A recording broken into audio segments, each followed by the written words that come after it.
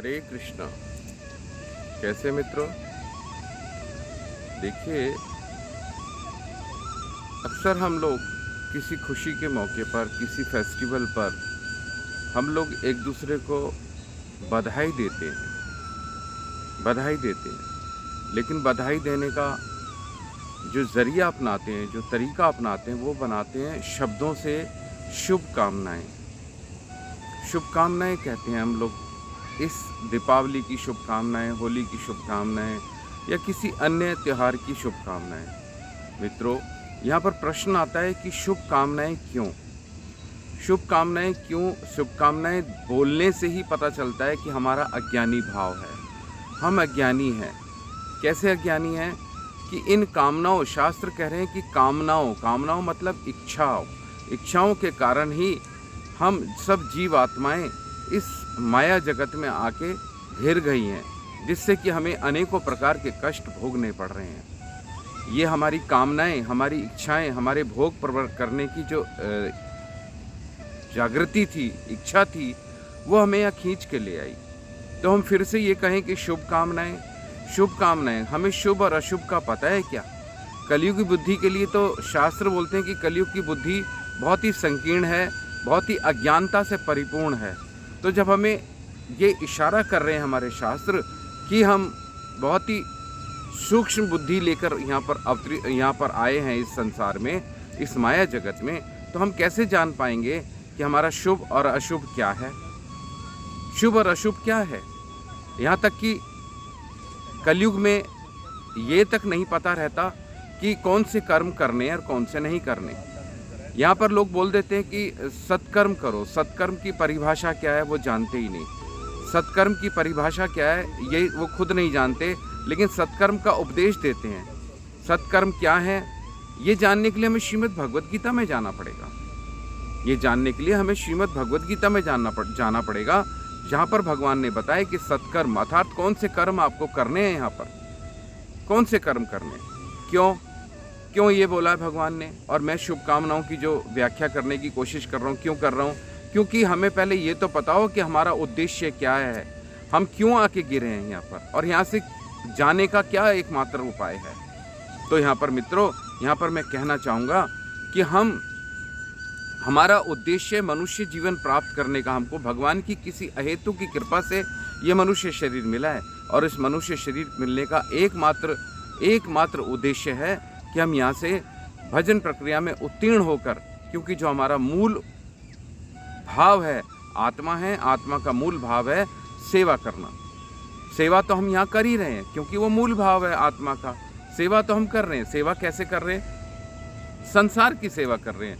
संसार में हम अपने लोभ, लालच, मोह के कारण हम जो सेवा में लगे हुए, वो वास्तव में सेवा नहीं है। वो वास्तव में हमें यहाँ से निकलने नहीं देगी, है कि नहीं?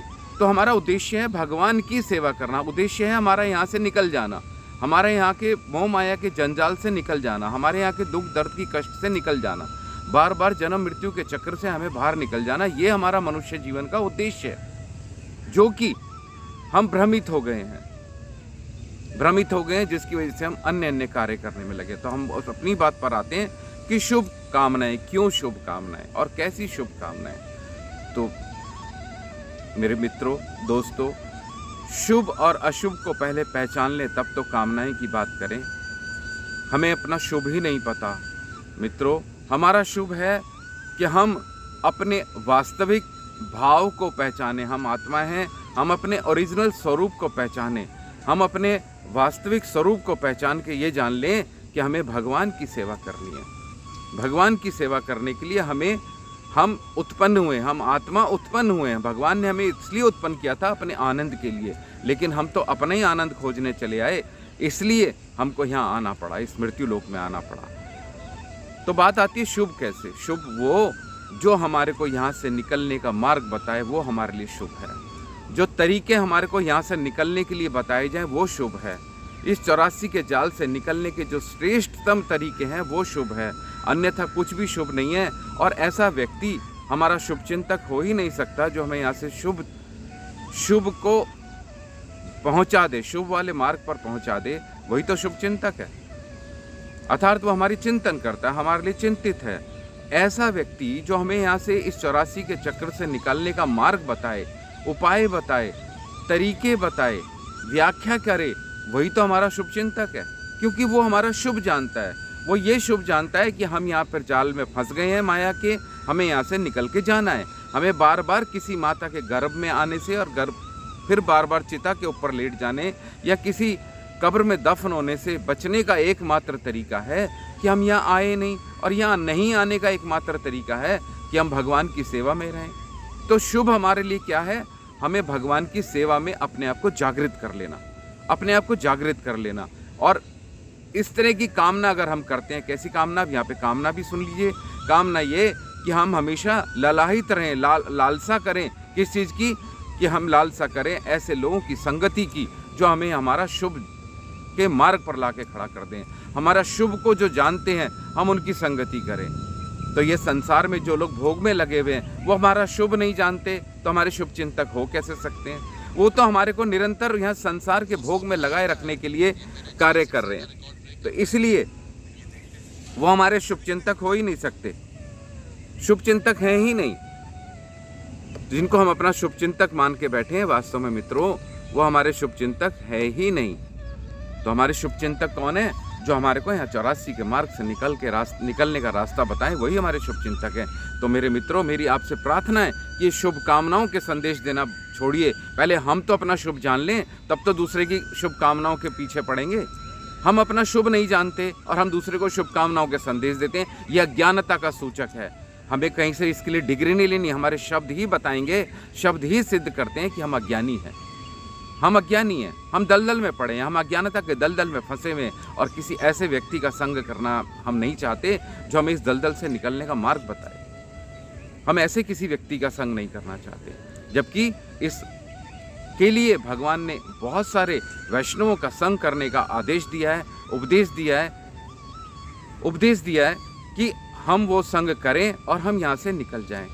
तो ये भगवान की अहेतु की कृपा है कि हमारे लिए शास्त्र दिए, हमारे लिए भगवान ने अपने भक्त दिए। हम वो शास्त्रों का संग नहीं करते, हम भक्तों का संग नहीं करते। हम शास्त्र भी ऐसे संगति में जाते हैं जिसमें हमें भोग करने को मिले, जिसमें हमें हत्या करने को मिले, हिंसा करने को मिले, अपमान करने को मिले, मोह करने को मिले। हम ऐसे शास्त्रों का संग करके बैठ जाते हैं और ऐसे गुरु की शरण में जाते हैं जो हमें ऐसे मार्ग पर ले जाते हैं, जो हमारे को 84 से बाहर निकलने का मार्ग नहीं बता पाते। हमें इस संसार के अंदर, इस माया जाल के अंदर, इस 84 लाख योनियों के अंदर फंसे रहने के अंदर जो उपदेश देते हैं, हम ऐसे गुरुओं के पास जाके बैठ जाते हैं और उनसे हम सोचते हैं यही हमारे शुभचिंतक हैं। मित्रों, वो हमारे शुभचिंतक नहीं है। वो हमें अगर बार बार किसी माता की कोख में या किसी अंडे में जाने के लिए उपदेश दे रहे हैं तो हमारे शुभचिंतक नहीं हो सकते। वो हमारे शुभचिंतक वो हैं जो हमें यहाँ से निकलने का मार्ग बताएं। वही वास्तव में हमारे शुभचिंतक हैं। और वो शुभचिंतक कौन है? भगवान के जो एकनिष्ठ भक्त हैं, एकनिष्ठ वैष्णव हैं भगवान के, वही शुभचिंतक हैं। उन्हीं का संग कीजिए ताकि आपका कल्याण हो सके, आप अपने मनुष्य जीवन के उद्देश्य में उत्तीर्ण होकर यहाँ से निकल जाएं। कक्षा तो पास करनी पड़ेगी ना, और कक्षा पास करने का एकमात्र तरीका है कि ऐसी संगति प्राप्त करें जहाँ से आप निकल जाएं, फिर से आपको कोई माता नहीं मिले, कोई पिता नहीं मिले, और आप भगवान के धाम जाके दिव्य शरीर में आनंदित हों, दिव्य शरीर में। अगली वीडियो मिलेंगे। हरे कृष्णा, श्री राधे।